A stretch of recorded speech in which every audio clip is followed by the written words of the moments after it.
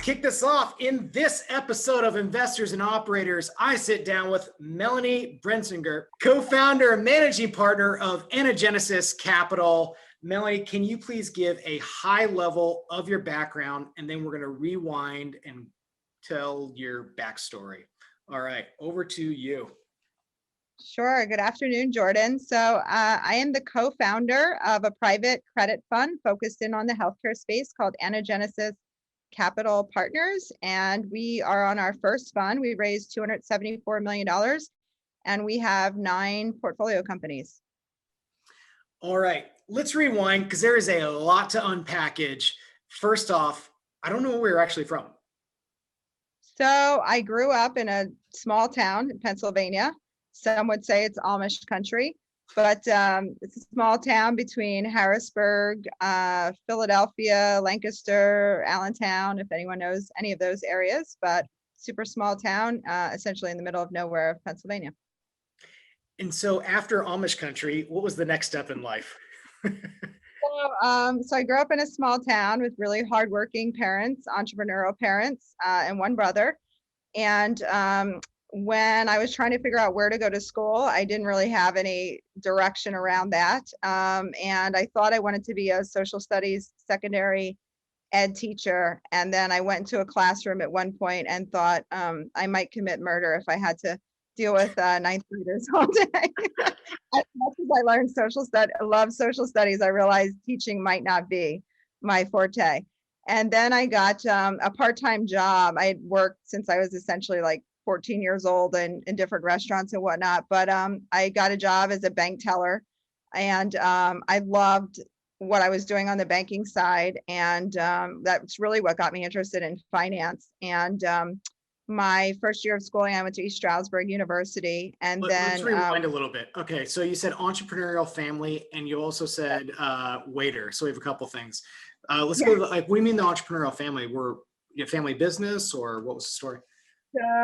So my mom worked in the local hospital, and my father worked for a local business, but also had a separate landscaping and tree business my entire life. So my brother would help my dad on the weekends with that business. And I just came from a family that was really hardworking. We some key lessons at an early age. We always sat to have dinner together each night as a family. My brother and I were really into sports. So regardless of what games we had or practices we had, we always made sure that we had dinner together every night as a family, which was really, really important. And simple things. I remember my parents balancing their checkbooks every Sunday while they watched 60 Minutes. And so there's some pivotal things that I learned as a young child growing up. We did not come from means. We were a middle class family. So when I would see my dad and my mom working so hard, they always felt like you shouldn't live off of debt. So really being able to afford what you buy and things like that are some areas of values, and I think morals and ethics that still go along with my brother and I today. And if I think where we came from, my brother is a really successful entrepreneur himself. He owns a healthcare and IT consulting firm called E4 Services, which him and his partner started on their own. And when I saw him start that company at a time when his wife was pregnant with my nephew, when I thought about founding Anagenesis, I had enough folks around me, close family members that I saw do it, that I felt comfortable, like if they can do it, I'm sure I can figure this out. So they really inspired me. But I have a tight-knit family, and they really taught me a lot of great things that I still deal with today. I think that's interesting because one of the common themes in these episodes is the people who started their firms, they've had either in their family or close to them role models. And the importance of role models in starting their business, it just keeps on coming up in every single episode where we talk with entrepreneurs. But before we get to Anagenesis, what was the next step? So you're a bank teller. No, I'm sorry, we forgot to talk about the waiter story. What was your first waitress job?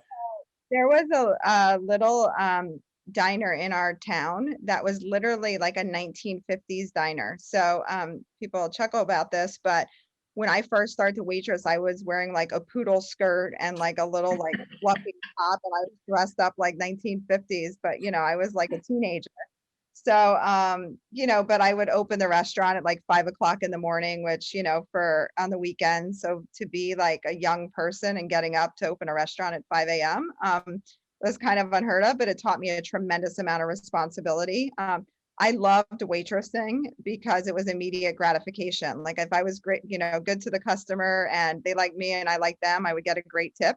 And Yeah. so it was instant gratification that I loved, and basically like supported me through high school and frankly into college as well.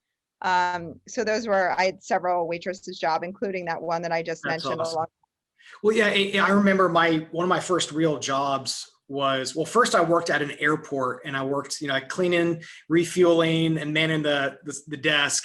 But then also like at Outback Steakhouse, and I started off as a busboy, and you learn how to hustle when you work in a restaurant, and it just really was one of the best experiences, because to be honest, like growing up, my dad was an airline pilot. We grew up upper middle class, and frankly I didn't have to work for what I should have, and that was, I needed that.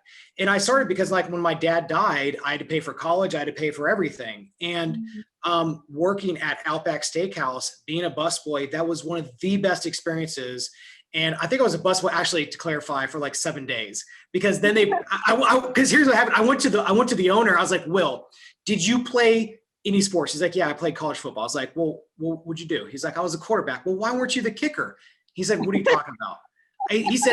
I said, Will, you weren't the kicker because you could add the most value to the team as a quarterback. Why am I a busboy? Let me be a waiter. He's like, fine, be a waiter next Monday. So you saw, that it was such a small restaurant. I did everything from like bussing the tables to bringing people out to being a waitress. And it teaches you so much about interaction, patience, just, and, multitasking for sure. It was a great experience growing up. And, I used those money to buy my first car. So I What was your learned first like, car? oh my gosh, it was like a 1980 like Volkswagen Bug that was literally lime green with like the crap brown interior, and like it was crazy, like squeaky brakes, like rotor issues, like way more than I ever want to know about cars. But I think it was like $520. But That's a very specific number that you've clearly remembered. I remember what it took to get that car. But everyone knew I was coming because it was the brightest, like awful color green you could possibly imagine. But yeah, that was my first car. So I learned at a very young age that if you work hard, you kind of get what you want. So I guess I was capitalistic from a very early age. But that work ethic kind of plays through my entire story to where it is today. So your next And thing was being a bank teller, and what's that? So then I was a bank teller, which is why I realized I wanted to get into finance. I was at East Stroudsburg University thinking I wanted to be a teacher, till I went into that classroom and realized I could not be a teacher.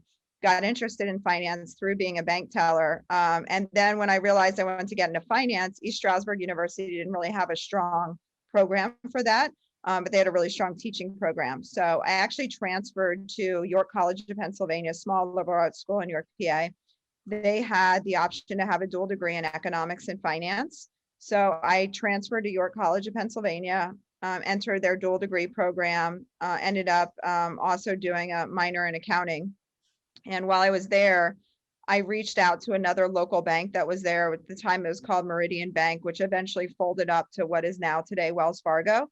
But I got a bank teller job with them in a small little branch out there while I was going to school. And on the weekends, I would travel from York to my hometown and work on Saturday and Sundays at that same restaurant while I was in college. And then I also, at school, I was the captain of our soccer team. And then I had a work study program at school also, which was like working for the alumni phonathon.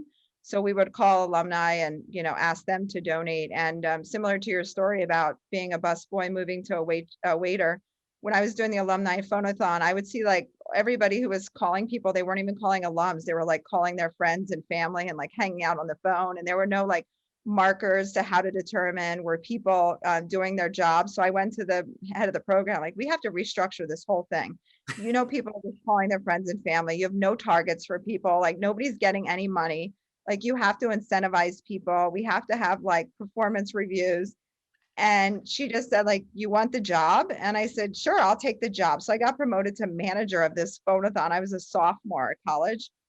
Half my friends worked there. I like fired half my friends. I like had to hire new people. That bunch of people that played soccer You're with not me. performing. You're not performing. See you Friday, by the way, for the party. Here's the targets. And it's so funny when we did well, they would have pizza parties for us, which as a college student, like a pizza party was a huge deal.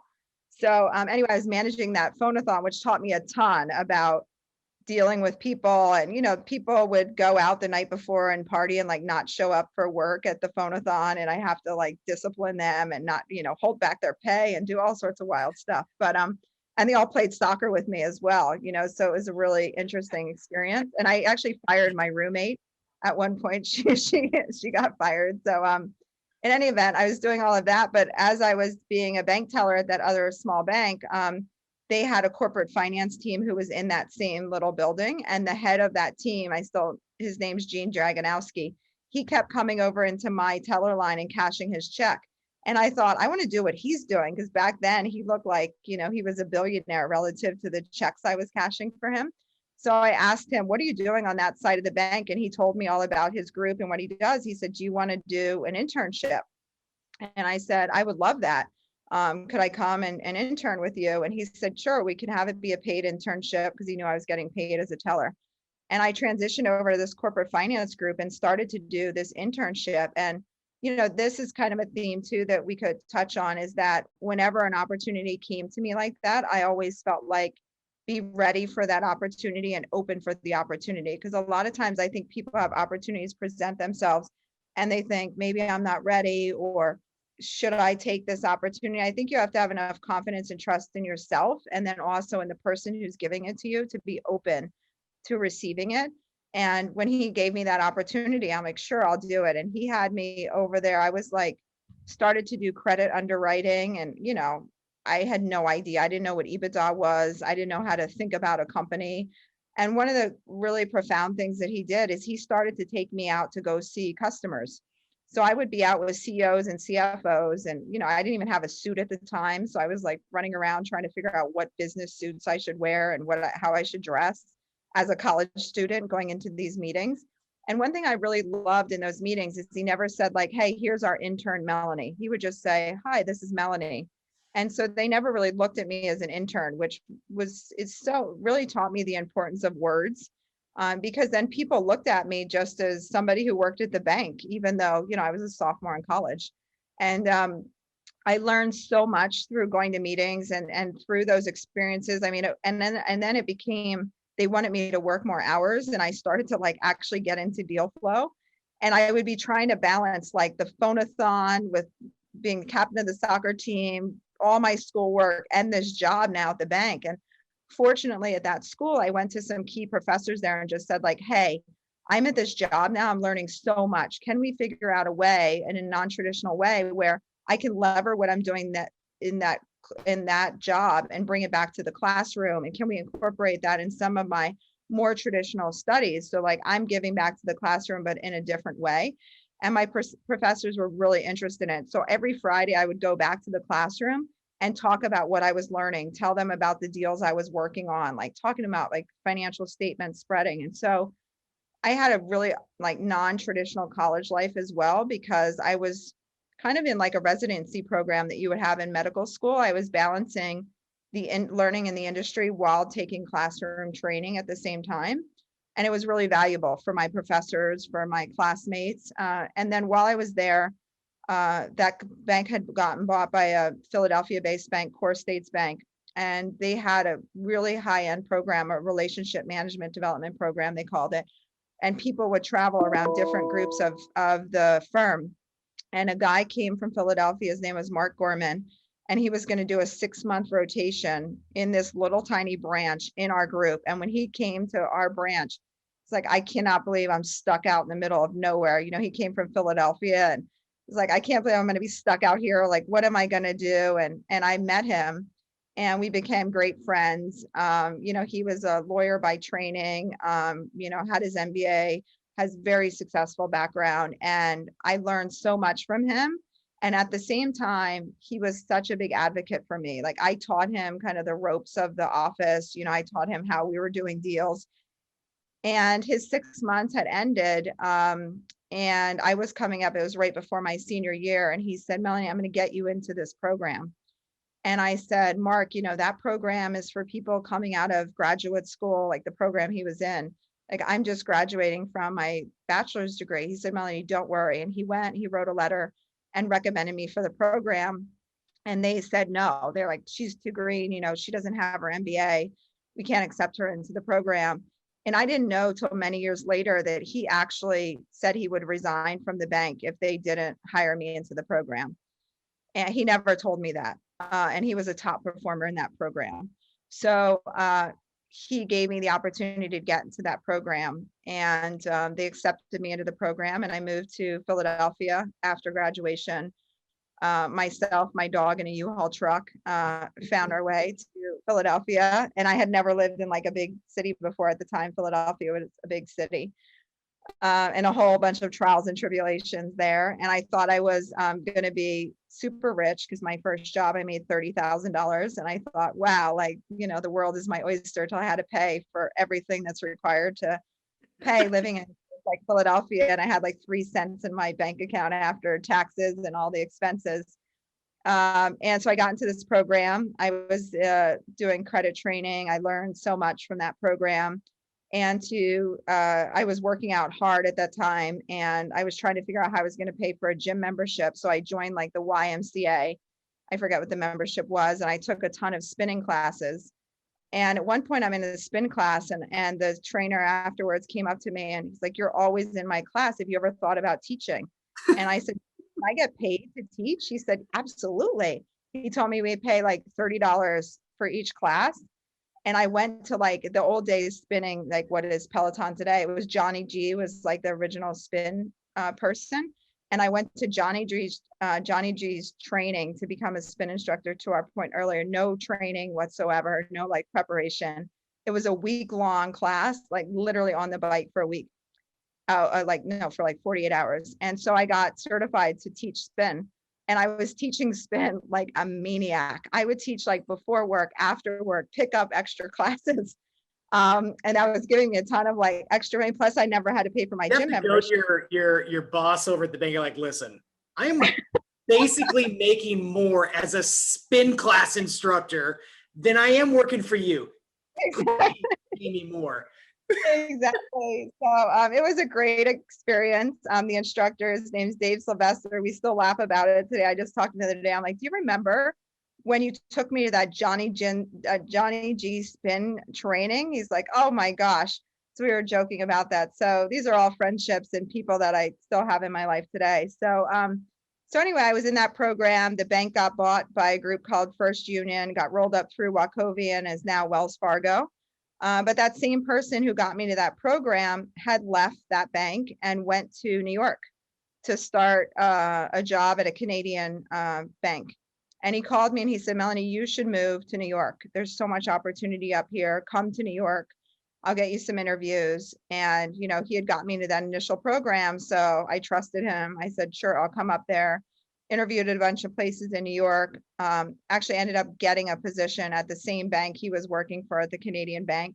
I was so scared to move to New York. I was so scared about working in New York. I didn't know anyone in New York.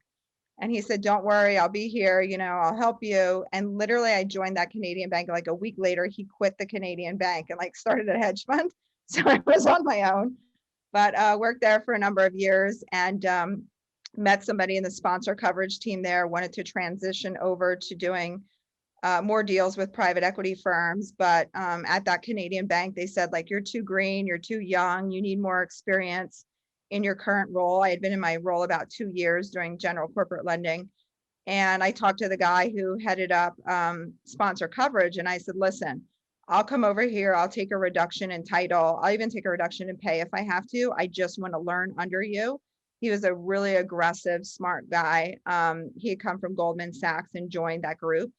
And he just said, sure, I'll take a chance. Come join our team. And then it was really ironic because I joined his team and my team said, no, we'll promote you, just stay, we'll give you a raise. And I thought like, no, that's a little bit too late. Now I've moved on. So I joined that sponsor coverage group, and that was a tremendous experience for me. It You was have during to the take heyday. a pay cut and a position cut. Didn't make me take a pay cut. I kept my title the same, and we agreed if I did well in that group that he would promote me within a year. And I got promoted like 6 months later. And I went to that group and just started originating deals with private equity firms across industries. I wasn't healthcare focused at that point, and just really killed it there. I was one of the top performers there. Then I started to do a number of international deals with some high net worth individuals that were doing some really cool telecom deals. And one day in 2015, I got a call, or sorry, 2006, got a call from somebody over at GE who wanted to meet with me to recruit me for the healthcare financial services team. He had heard about my private equity experience, my private equity relationships. And at the time, GE had acquired a group called Antares, and the healthcare financial services team was concerned that they would lose their sponsor coverage business to Antares as a competing business within GE. So they were trying to build out the sponsor coverage team.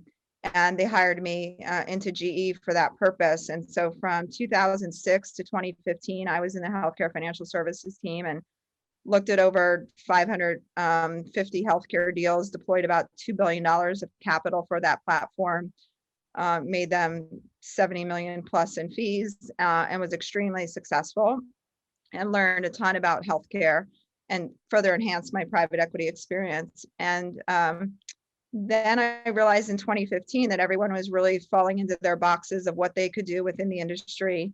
There were private equity firms that were focused in on healthcare, but there weren't any private credit funds that focused in on healthcare.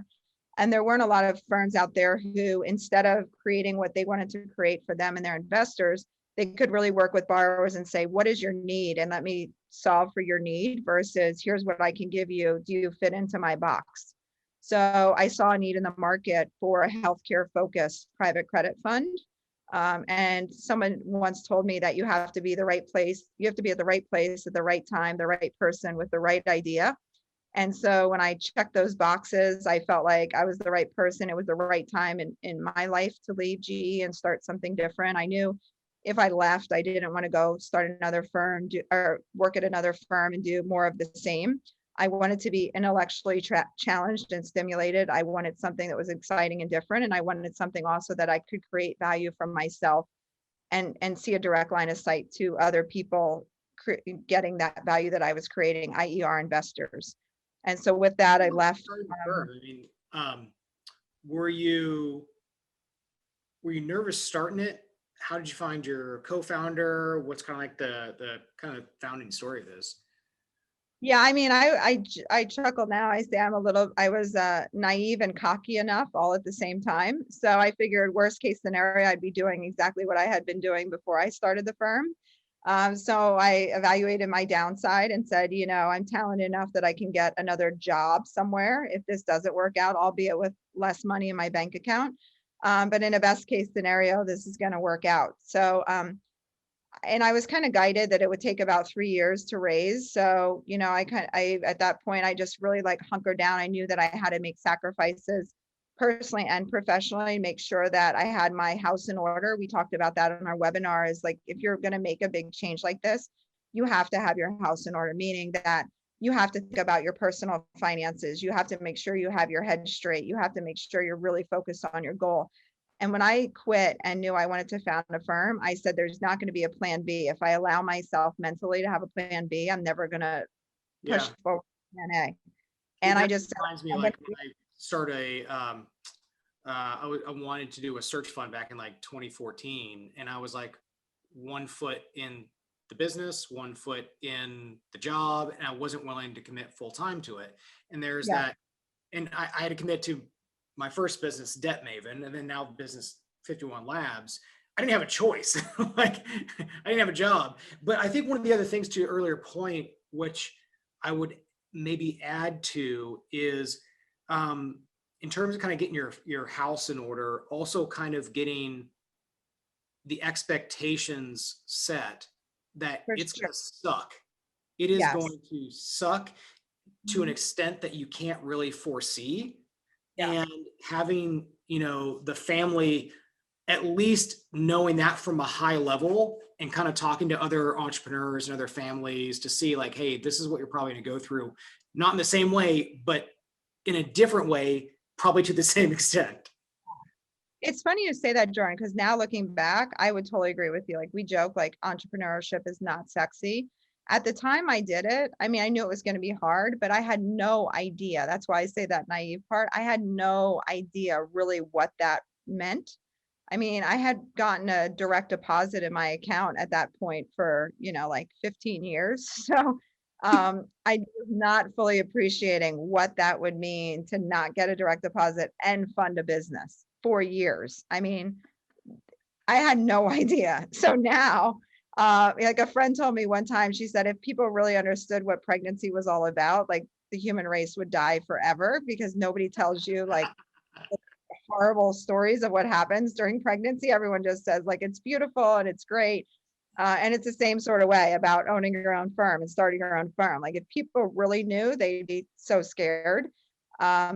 But it's really hard. And I think having the tenacity and the wherewithal and just level setting yourself and having expectations for you and people around you is so incredibly important. Having friends and family that know that it's just going to consume your life for a period of time, you really have to have a strong support system around you for sure. Yeah. And I think one of the things my wife did well, Jing, there were multiple times when she put her foot down in terms of like, hey, you have 100 days to raise your first round. You have 100 days to get X amount in the bank.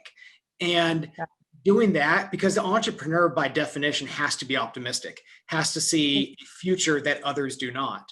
And you're always saying, hey, just one more month, just one more sale, whatever that is. But then it's a matter of like creating those concrete goals.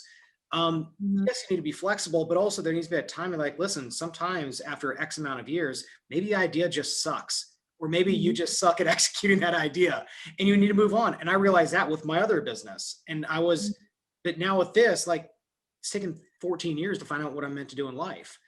But there's a good book that touches on that called The Dip. I don't know if you've ever read that, but The Dip.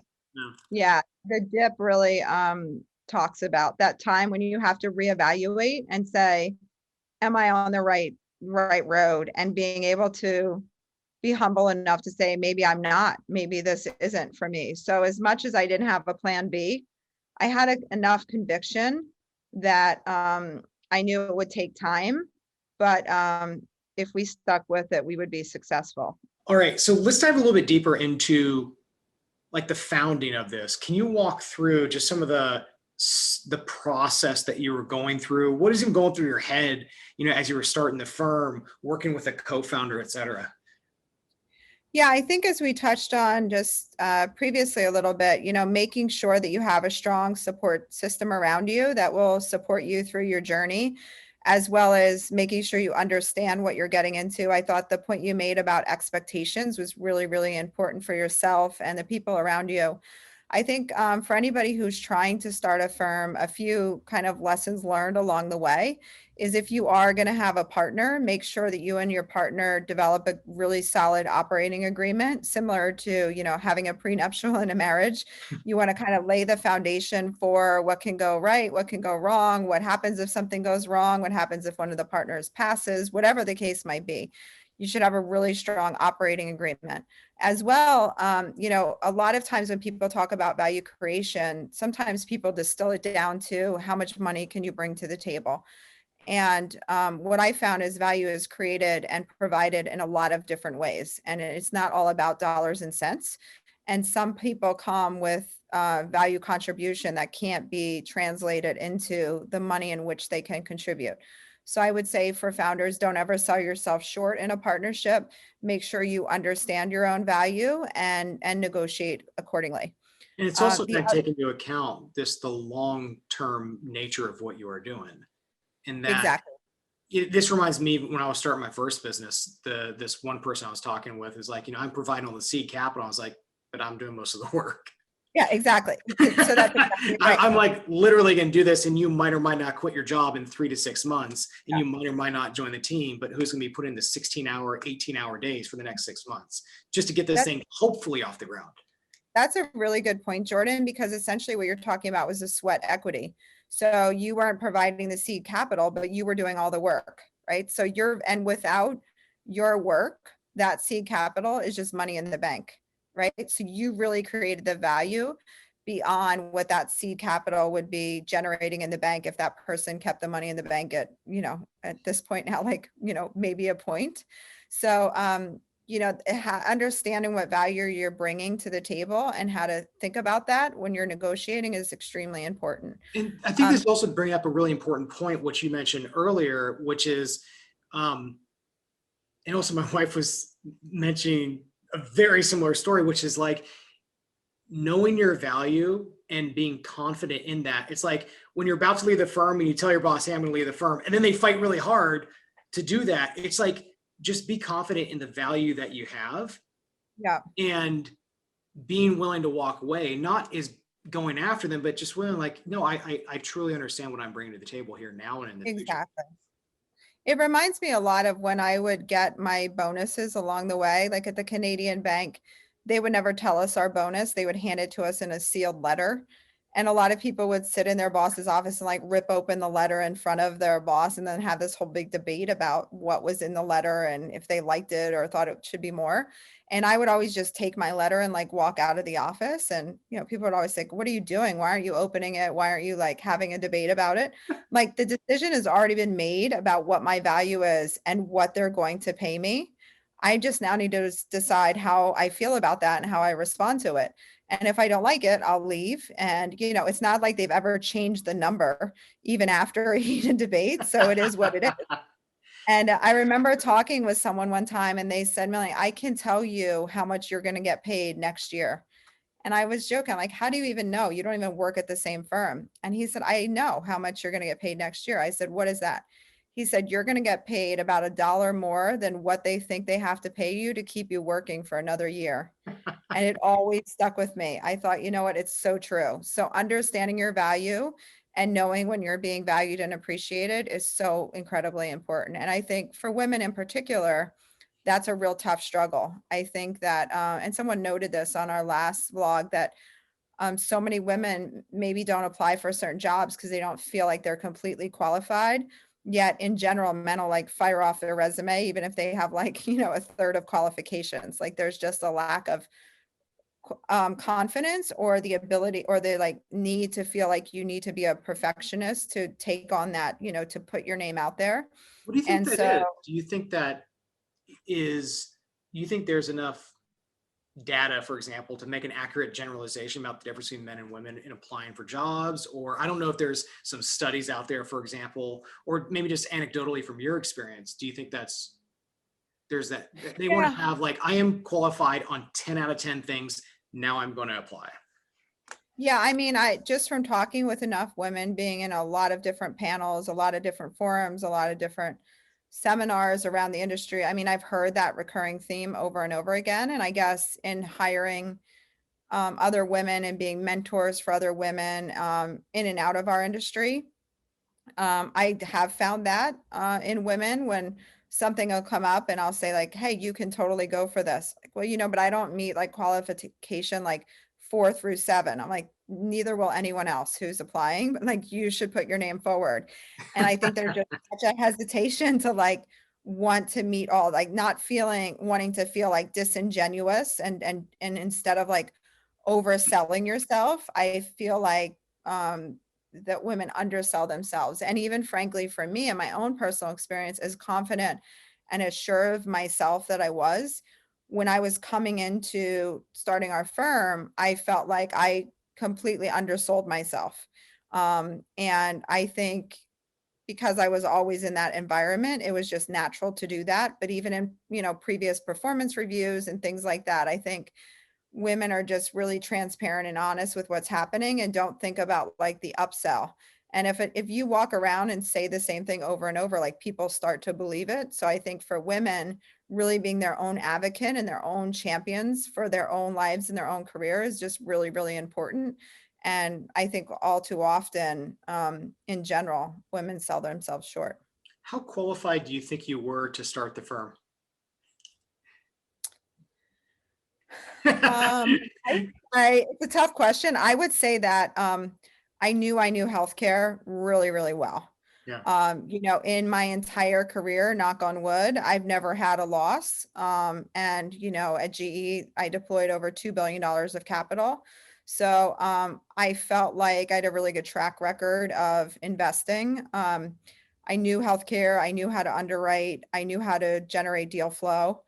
The areas that I didn't have a lot of experience was around fundraising. Hmm.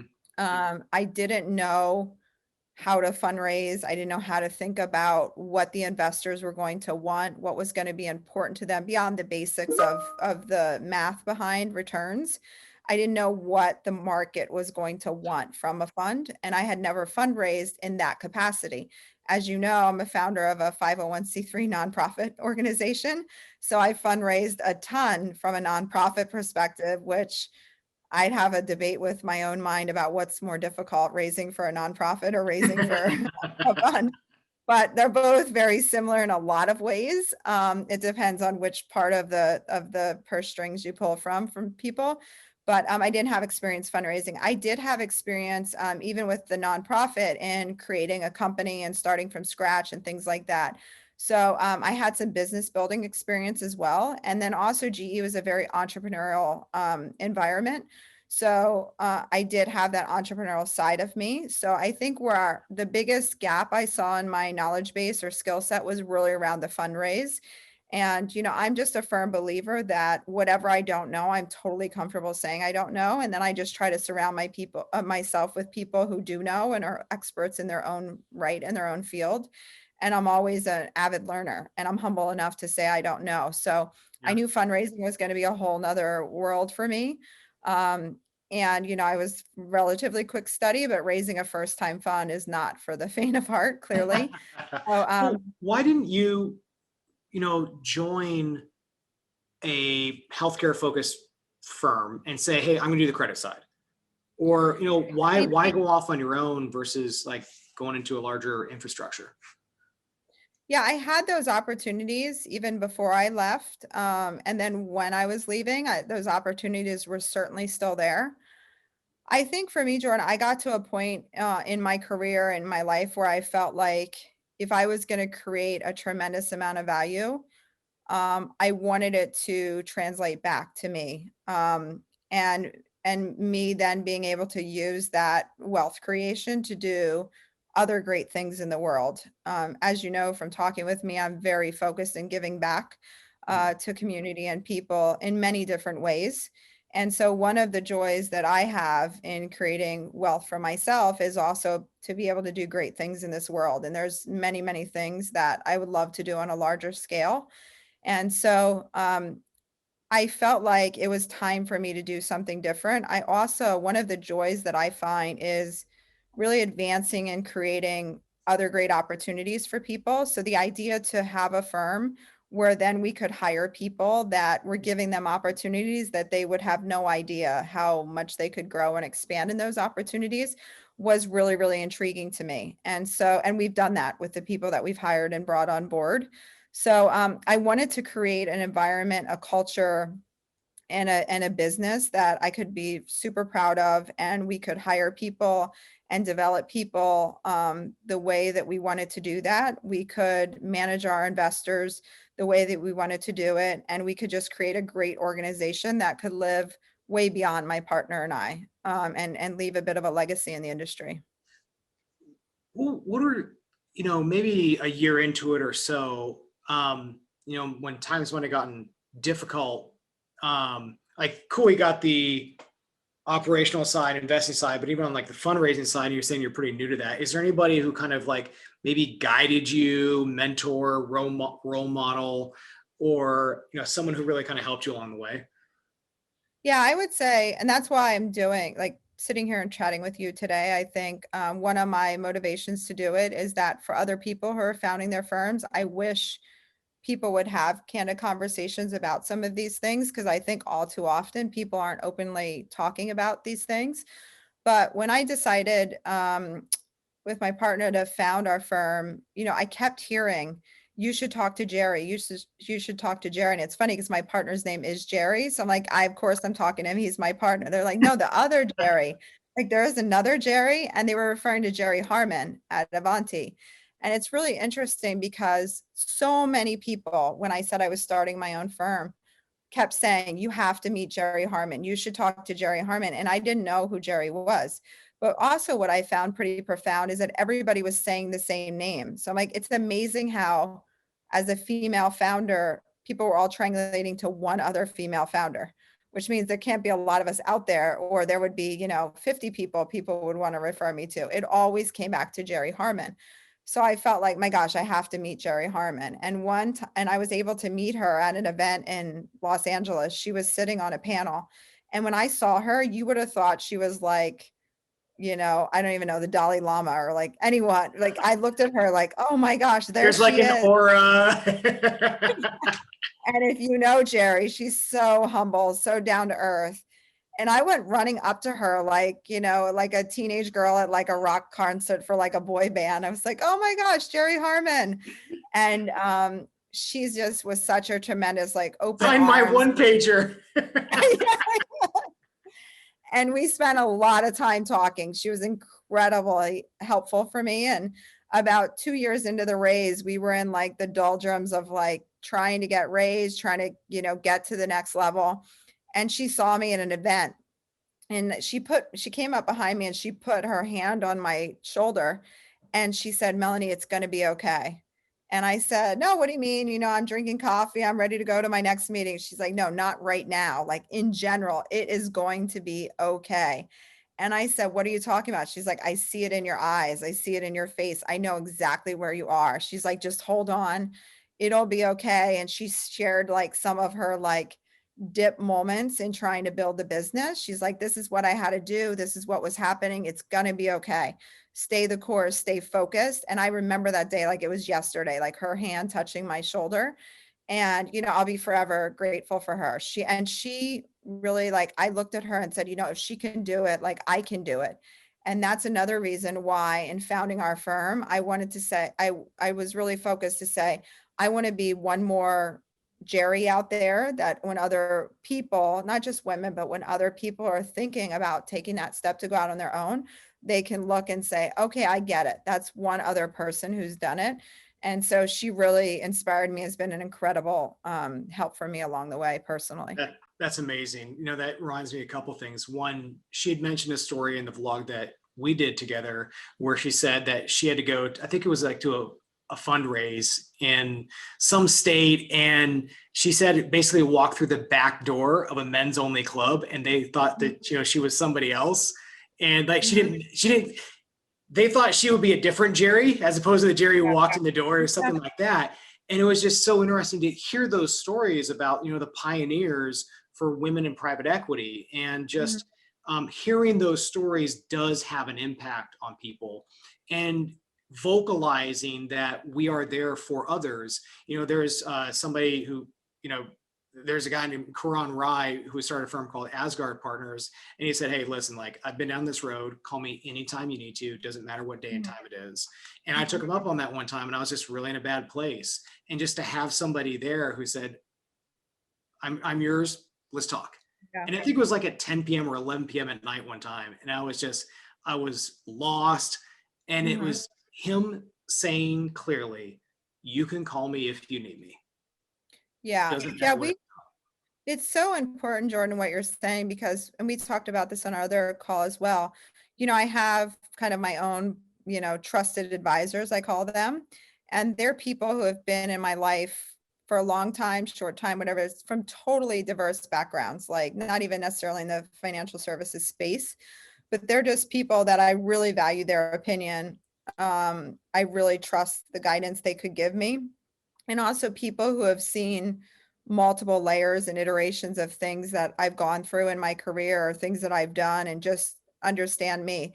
And whenever I have a challenge in my life or something, I'll call them or they'll call me and just check in on me and vice versa. And it's really interesting because through the good times and the bad times, even when I was about to start Anagenesis, one of those trusted advisors said, Mel, you know what? You have been so incredible in your career to date. Like, go do this on your own. Like, go shine and go do it your way, the way you know how to do it. You know, you don't have to follow the other rules, and you know, you'll figure it out. You'll be totally fine. And hear enough people say that and say it's not going to be easy, but I'm here for that phone call anytime if you need to have that call, is so, so important for sure.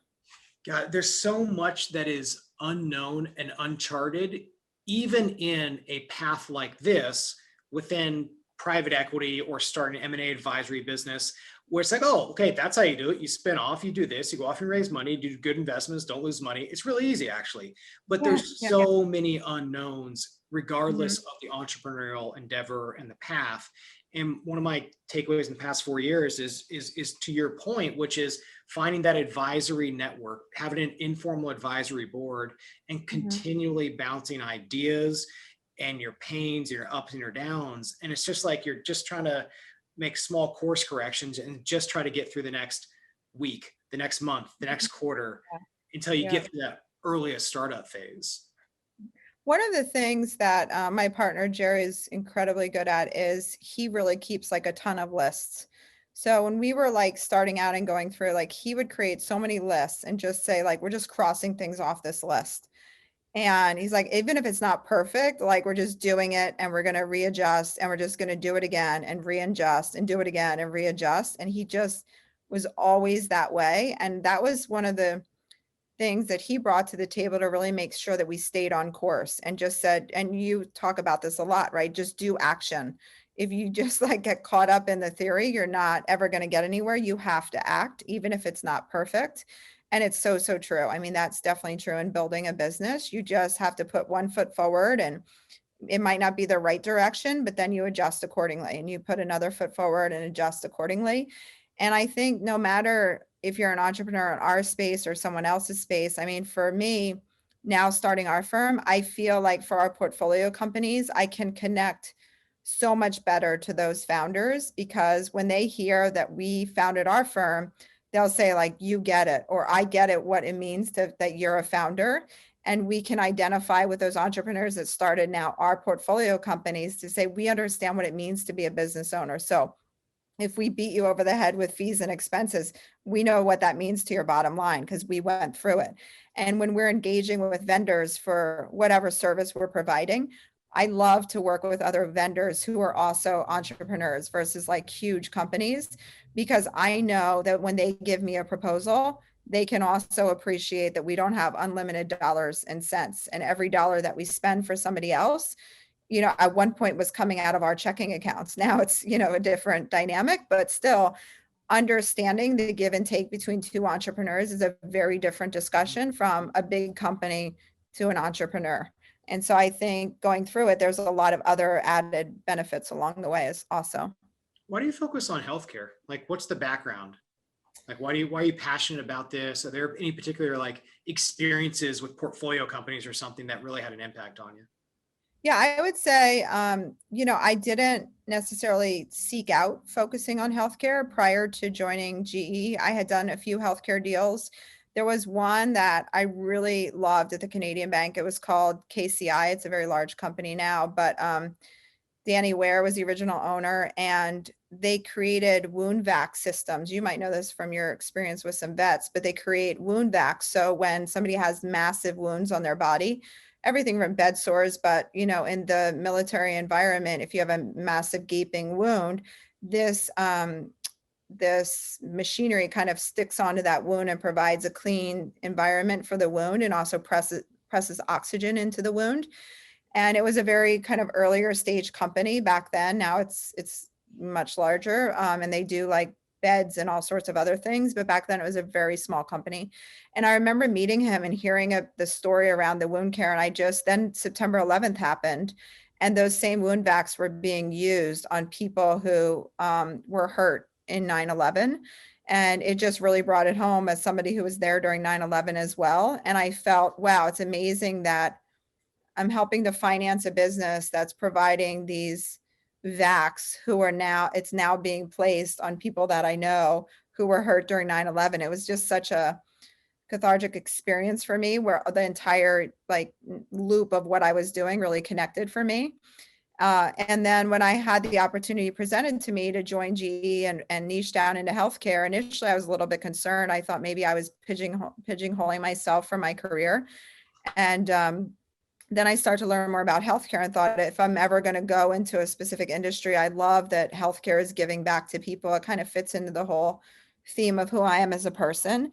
And my brother owned a healthcare business as well. My mom worked in the hospital. So I had a lot of healthcare around me per se. And I felt like it would be a good industry to focus on, and one that would continue to grow and always be around, because everybody needs healthcare.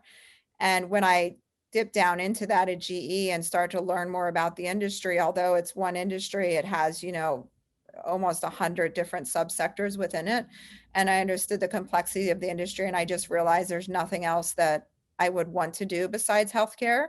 And that was particularly important when I left GE. I knew I wanted to still focus in on healthcare. I couldn't imagine being a generalist or focusing on another industry. And even within our portfolio, it's really incredible to see how we're changing people's lives and really impacting the broader community by providing healthcare services, not just in urban markets, but in rural areas as well, whether it be mental health needs or behavioral health, or anything across the spectrum. For our portfolio companies, I feel really proud that we're giving to society versus taking back. So talking about giving to society, I saw on your LinkedIn profile, the Pitt Foundation. What's the background with that?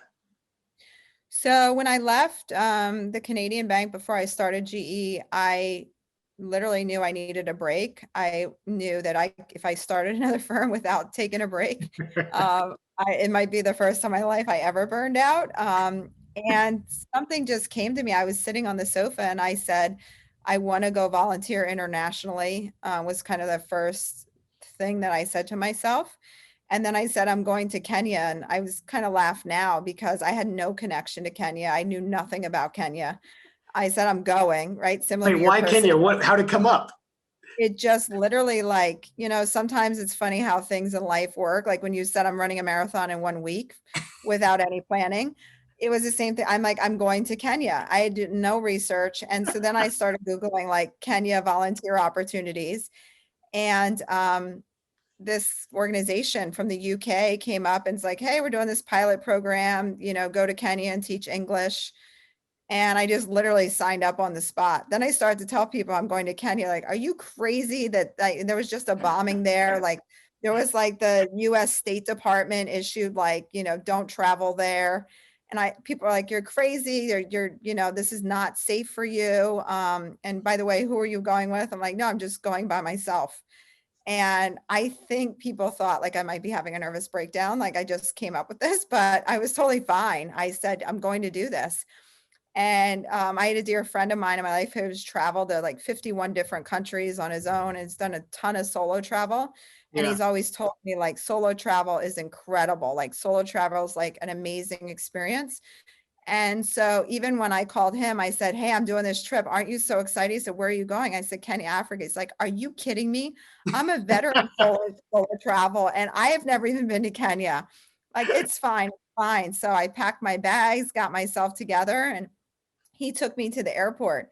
And I remember walking into the airport and starting to go, this is when like friends could still be around, like the area where you walk down the aisle area. And it just hit me. I'm like, oh my gosh, I have this backpack on. What am I doing? And I turned around, I was crying.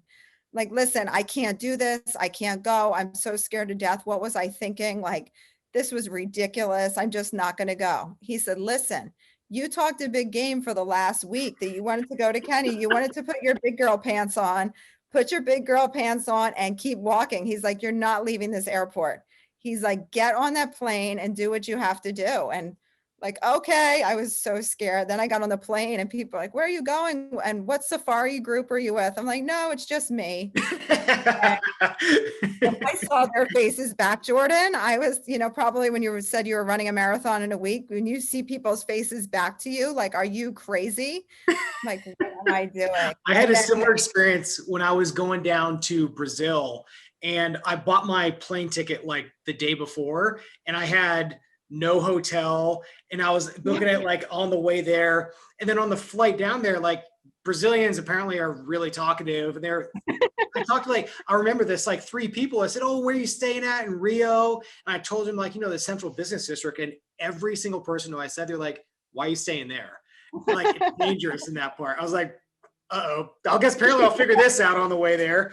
But also like when I went to Thailand, when I lived in China and I flew down to Thailand, and I was on the way to Bangkok, and I had no hotel, and I was like, I'll figure it out when I get down there. Or just like couch surf 3 times. And I just realized like so much of this, actually, never mind. I just realized I'm crazy and I should probably have some more planning. no, it really, what you're touching on really is that our limitations often in life are our own mental space. Like So, we limit ourselves yep. so much by our own misconceptions and fears. When if we just kind of let loose, you think about how kids are, right? They like run into walls, they jump off things, they do things that as adults we're like, are they crazy? But it's because they don't have all those things that develop over time just to kind of be free and think about what is possible if we don't limit ourselves. God, this is the first time I've actually started to think about this. And what you're saying is making me think about when you do the first big thing that others would perceive as being crazy, or Yeah. you can't achieve it.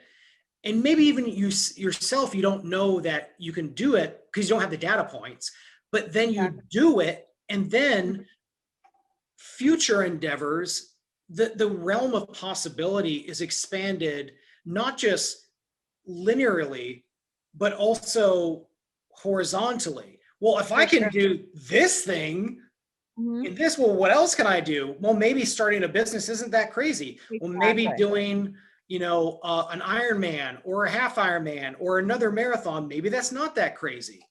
And so it actually kind of reminds me back to, so year and a half ago when I did that first marathon with 9 days prep and like never having done a half marathon, a 5K, 10K or whatever. Then last year I did a marathon in October and I didn't hit my time. I was like, screw that. I'm going to do another one in November. but if I said, okay, I'll do 2 marathons back to back the year before, that wouldn't have happened because I hadn't achieved the realm of possibility and tested my own limits. But it's interesting. It goes back to your story of like Kenya, like, yeah, why not? Yeah. Nobody wanted me to do that trip. That one person who took me to the airport and, left me crying on the jet bridge pretty much was the only person that said, you are doing this. Like, I didn't have anyone else that was saying like, this was a good idea. But coming out of that, I felt like anything was possible after that trip. What did you think about in your first marathon? Have you done half marathons or marathons? I did full and half marathons as well. And I'm an active soccer and boxer actually at one point as well. So I'm an athlete all around. What got you through kind of the first marathon? I think the biggest thing is that I'm not a quitter, even no matter how much I'm going to be tortured by whatever it is that I probably maybe should quit. And I remember in those final like miles, just thinking like, I can't possibly move forward. Not because frankly, cardiovascularly, I couldn't do it or mentally I couldn't do it. My body felt like it turned into like one giant brick. I don't know if you had that same experience. Oh, yeah. My body literally felt like just a big giant piece of like rock. Like I felt like my legs just couldn't even take another step. And then I thought about, so often people have said, like, so much of what you're doing is mental, just keep pushing forward. And I thought about other experiences in my life where I thought, like, this is just not, like the Kenya trip could probably be a whole nother vlog, because that was not what was planned, but came out okay. But if you're pushed to the limits in life, to your point, or being there for 9/11 and feeling, like a little speck on the earth relative to what was happening around me. When you have these experiences in life that you are pressed to the limits, or you're challenged mentally to think about where else you can go and what else you can do, I think then in different times you can lever off that as well. So when I was doing the marathon and I felt like my body was one big brick, like I could get through so many other things, like just put one foot forward. It's not going to be pretty. It's not going to be, nice, but you're going to get there. And then I just kept imagining, I said, don't look for the finish line.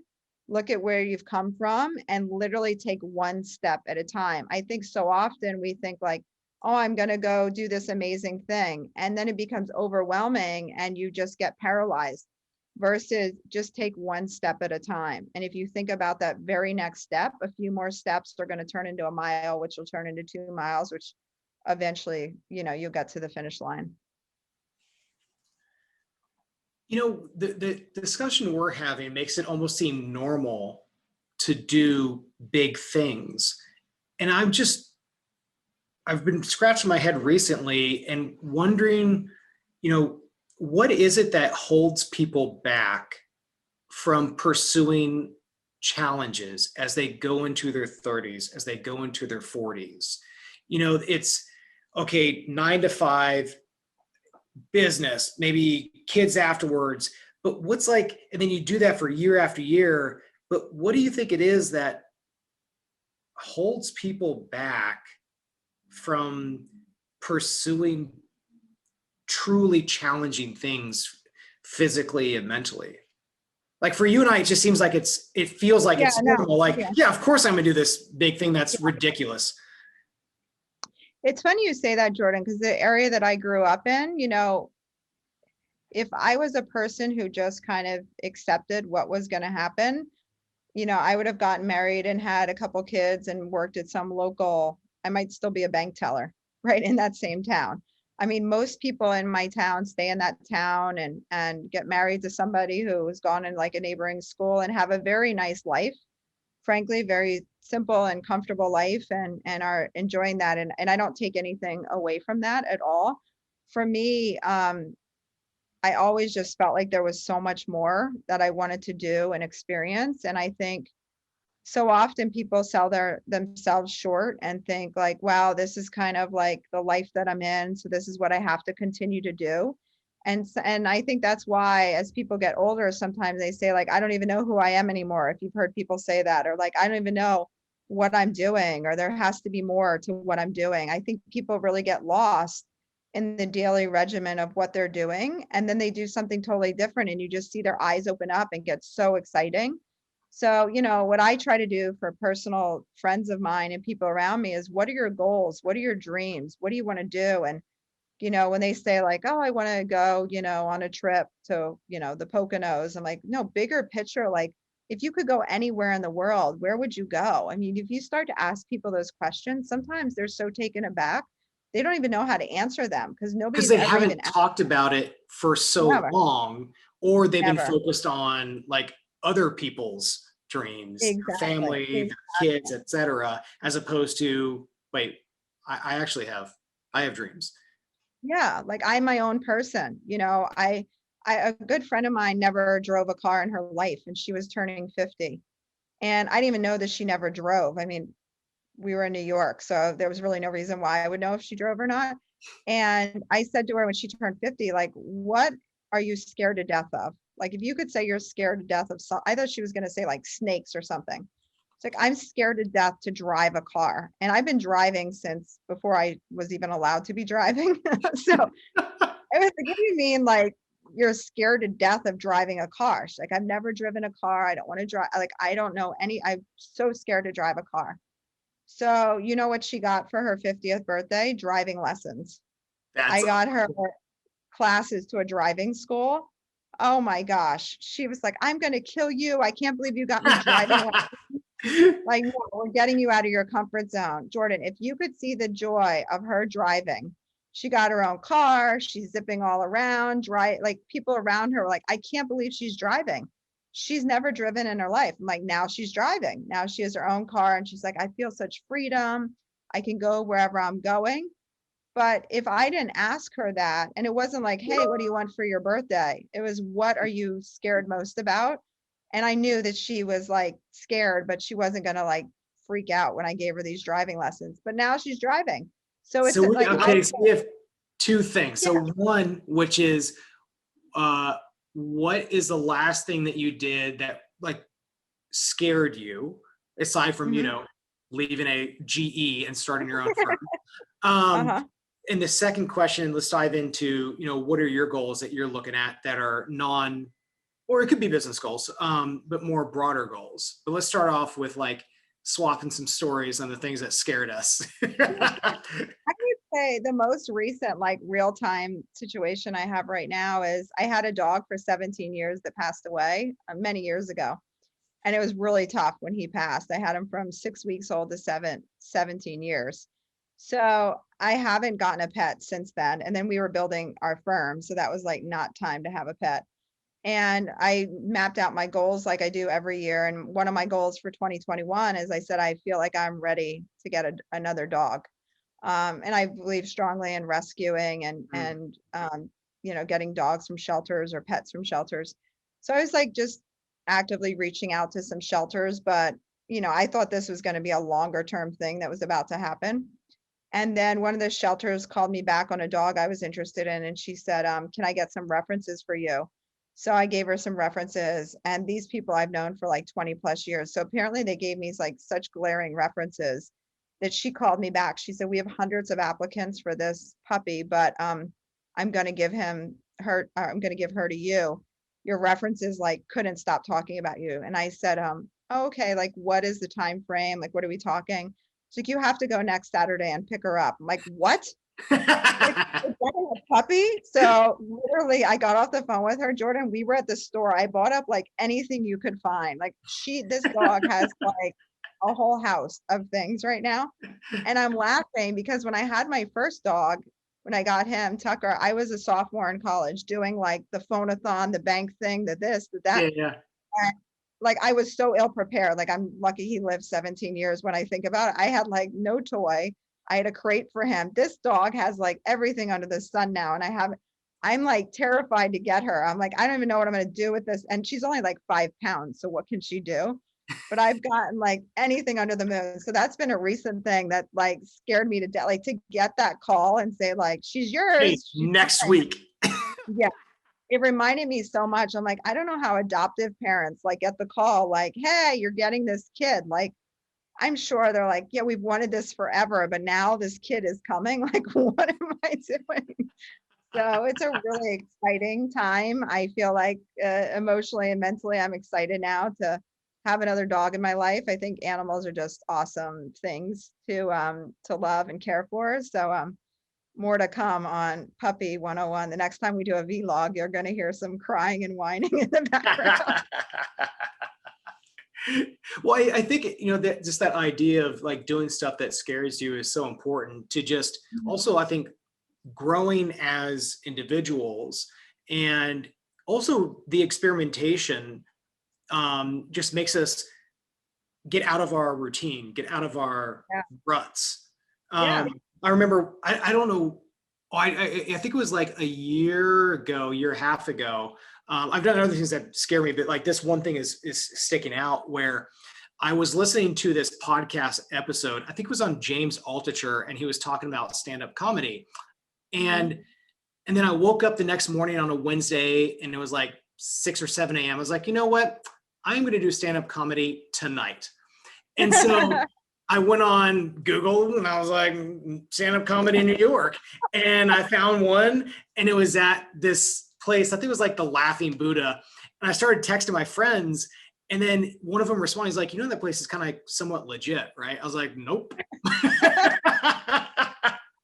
So I basically had like that day to figure out a 5-minute routine, and it was wild. Just thinking through the whole day, like, what the hell am I going to talk about?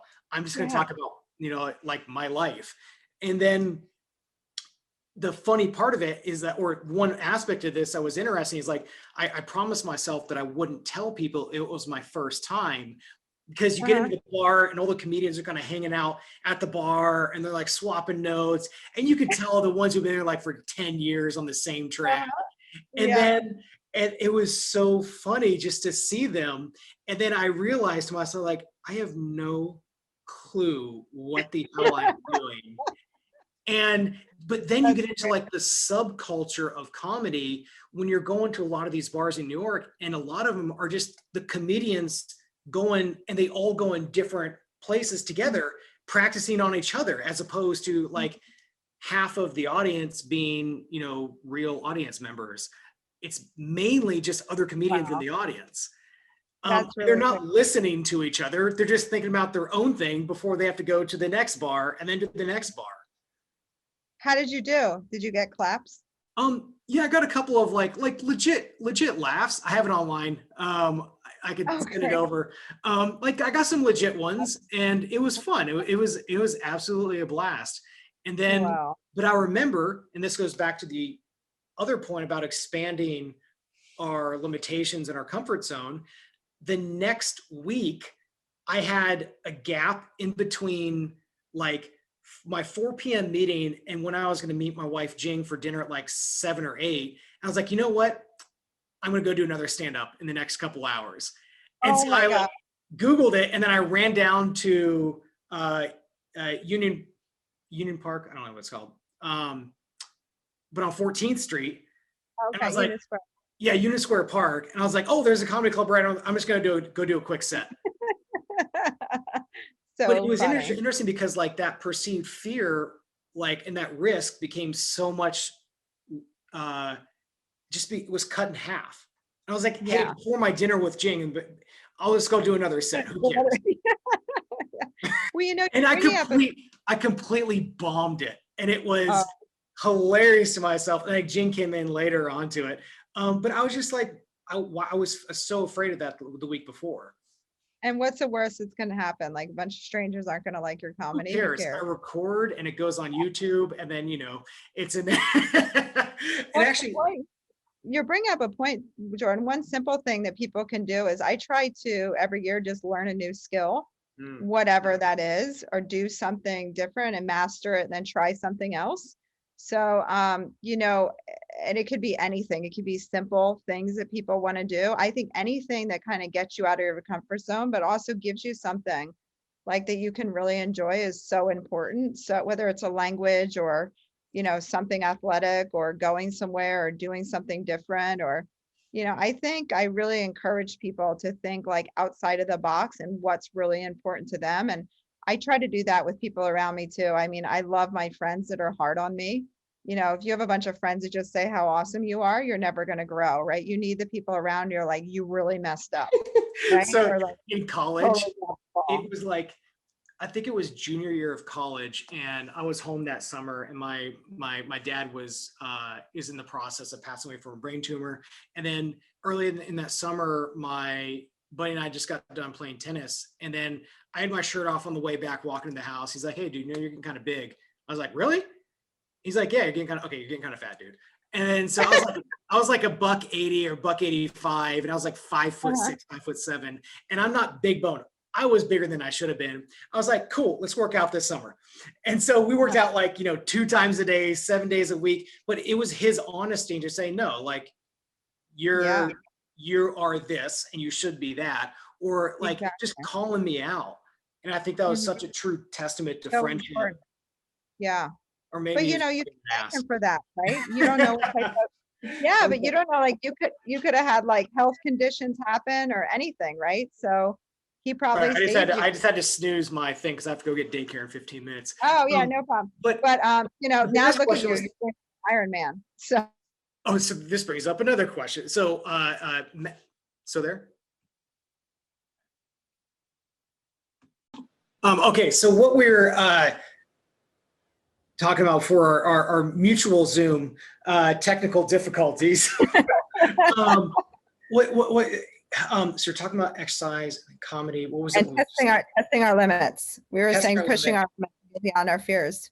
Oh my God, there's something I was just about to say. Oh well, who cares? And we were talking about friends giving us honest feedback to push us forward. And your So friends saying you're big. yeah. Well, okay, that's what it reminds me of. Okay, never mind. Yeah. No, not friend, wife. Okay, Oh, so when we met and like on our first date or something like that on Match.com, she's like, your profile said athletic. oh my I goodness. was athletic in my mind, not necessarily on my body. It's only taken me, I don't know, 10 years. Oh my gosh. But yeah, actually, love so here's another thing to continue to take myself down 50 notches. I was like, Jane, you're like, I love working out. Been doing this 9 months and like 5 and 6 days a week. She's like, aren't you supposed to have abs by now? She's terrible. She's perfect. She is wonderful. It's something that it's she gets it from her parents. I remember back in March or so when I was taking him to JFK, it was like 3 or 4 in the morning. And I'm driving to the airport and they're speaking, Mandarin to me. And, my Mandarin was diminished at that point. And they reminded me, 2 times at 3 or 4 a.m. on the way back to me taking them to JFK, how bad my Chinese has gotten. I'm like, am I going to hear this the whole damn way? Keep on bringing it. Oh, that was fun. So funny. let's talk about your on the subject of dreams and goals. Like what are the big things that you're looking forward to in the next year / couple of years? Yeah, I think for me, I mean, I feel now that we finally got our firm to a place where we can go from really grinding and pulling together the vision that we wanted to create for ourselves and for our investors and for our employees to really now thinking about Fund 2 and beyond and adjacent strategies and where do we go from here. So I'm really excited from a business perspective to take our company to the next level. I'm excited to continue to grow our team and see our team members continue to grow in their own careers and their own personal development. That all really excites me about our business. I'm excited to get some great exits for our investors and prove our thesis out and still support great healthcare companies. So all of that professionally gets me really excited. I think now I'm in a place too where you and I can be having this chat and I can really hopefully open up people to other possibilities that they might not even think were available for themselves in their lives. And from doing this with you, I've gotten so much positive feedback from people I haven't talked to in a long time, just really feeling great about understanding where I came and where I am. And so that's really exciting to me. But I really want to give back to others in the industry and really just inspire people the way that Jerry inspired me and give them promise and hope that things that maybe they weren't possible are now possible.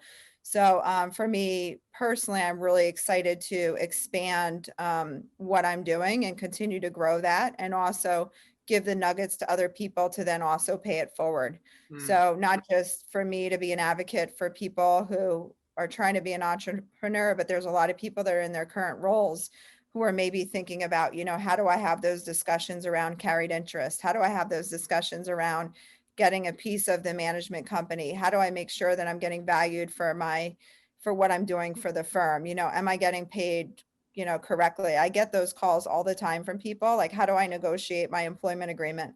And so I think there's so much that is left unsaid that people don't really know where to go. And so any way in which I can help others, whether it's through a broader public forum or one-off, that I really love. So those are some goals and initiatives. And then I have a lot of other things that I get really excited about. And then for me personally and physically, I'm coming off of a knee surgery. And so really getting back to, soccer and some of the other sports that I had to take a time off from is really great too. We just knocked out a 6-mile run. Yeah, that was your first run after knee surgery? That was my longest run. since the surgery. And that was just like on a whim, as we talked about after you and I had chatted. But now it's really gotten me the confidence that now my knee can, sustain longer runs. And I'm really excited about that. And hopefully by the time summer comes, I can be back on the soccer field as well. That is awesome. Yeah. Is there oh, no, I didn't ask this. What do you think about MBAs? Sorry, completely random, but it did make me think. Because we were talking about it earlier. So what are your thoughts on MBAs in our industry? So you've just heard my story about how I came up in my career. Very often so the natural fit for me to get my MBA would have been, when I graduated undergrad, go work for a little while and then go back and get my MBA. I think because I was given the opportunity and was successful in that credit training program I mentioned to you, I got, I guess, dumped in the industry or put in the industry and excelled in the industry at a much younger age than most people get. From my perspective back then, I felt like if I was going to go back for my MBA, it would either be for contacts in the industry and expand my network, or for continued knowledge or to expand my knowledge set. And every time I took a step back and said, is now the time? Should I do this? My Rolodex was significant from a very young age, working in that private equity group. And then my knowledge base was also significant because I was underwriting companies since I was like a sophomore in undergrad. So I never felt like my network was lacking or my knowledge base was lacking enough to justify taking time off of my career trajectory and also incurring significant amount of debt to do so. And so I just made a decision through that time, like, this is not, I'm just going to keep going. And for me, kind of on the job training was so valuable. Doing deals was teaching me so much. And at GE, they had an incredible leadership training program. So I was getting a lot of that kind of softer element of leadership training and managerial training at GE. So I never felt lacking to not have my MBA. And so I don't still have it today. And what's really interesting is when we think about hiring people or looking at job descriptions, which is one other area you touched on, or thinking about writing kind of who you want to hire, I would say that if I wrote a job description today, the way that I was trained to write a job description, like, I wouldn't even get the job. And so, I always think about that to say, there's something to be said about somebody who maybe doesn't have everything perfect on paper, but has a whole lot of other things that are hard to touch on. And so for me, when I go back and ask people, why did you give me this opportunity, or why did you do this, and curious about why things happened in my life, people always said that they feel like I'm very genuine. They feel like they can trust me. They feel like I'll ask if I don't know. And I have incredibly strong work ethic. And so when I think about and I'm incredibly tenacious. So when I think about some of those personality traits, some of those things may or may not be the case for people who have a more untraditional path. So I try to always be open to whatever experiences people have had and see if that's a good fit or not. Because I would never want to exclude myself through our own search. Well, we've covered a ton of ground, everything from marathon to comedy to you growing up to starting the firm, starting back like almost close to birth. And Jordan, I have to say, even though we've recently just gotten to know each other, I feel like I've known you for about 20 years. I feel so fortunate to the folks over at PE Win and other organizations that you have been doing work with for a long time. And I feel really fortunate that they've connected me to you and your broader team. You've been an absolute pleasure to get to know personally and professionally. And as I told you in the beginning, I have never done social media. I've never done a vlog. And now it's an ongoing joke about doing vlogs. So thank you for bringing me to prime time.